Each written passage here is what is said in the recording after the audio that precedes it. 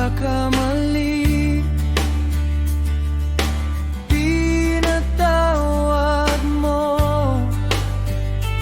Bawat sugat sa puso, pinagaling mo. O kaluluwa ko, bumangon ka, tumingin sa Kanya, siya'y tapat.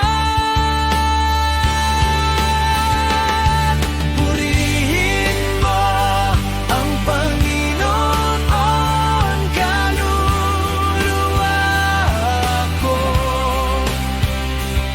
Huwag mong kalilimutan ang lahat ng Kanyang ginawa.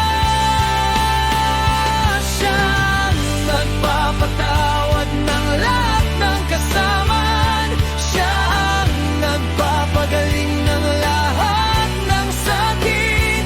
Purihin, purihin, purihin ang Panginoon.